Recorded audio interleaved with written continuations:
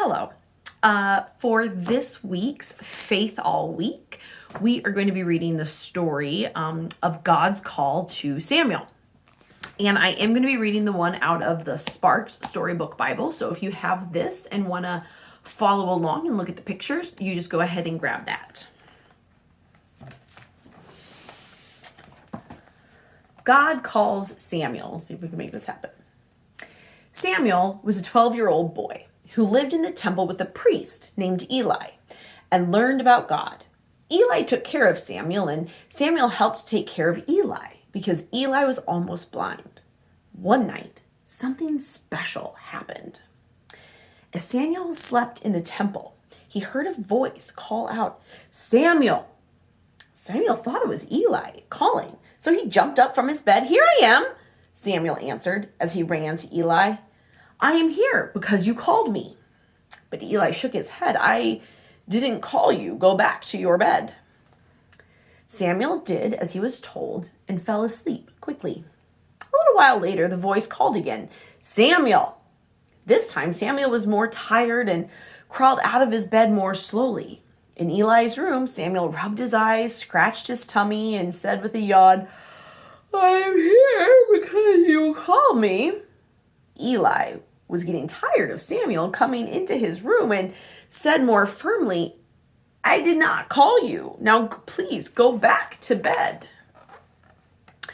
When this happened a third time, Eli thought to himself, "Aha, it must be God who is calling Samuel." And Eli told Samuel, who was now very confused and sleepy, "If you are called again, just say, 'God, I hear you, and I will do whatever you want.'" When the voice called again, Samuel did as Eli told him. It was God, and God had many things to say to Samuel.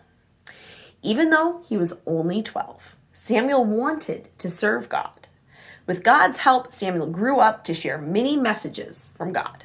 People all over Israel knew Samuel as God's trusted prophet. And our question for today, Eli helped Samuel learn about God. Who helps you learn about God?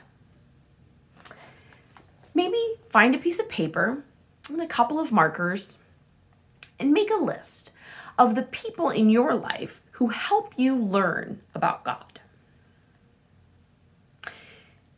If you have a minute as well, you could also go and listen to my sermon from this past Sunday, October 17th. At the very beginning of that sermon is a children's sermon, and it's all about being able to hear God's voice, being able to let go of the distractions, like putting on a pair of headphones, and you can just hear the music that comes through.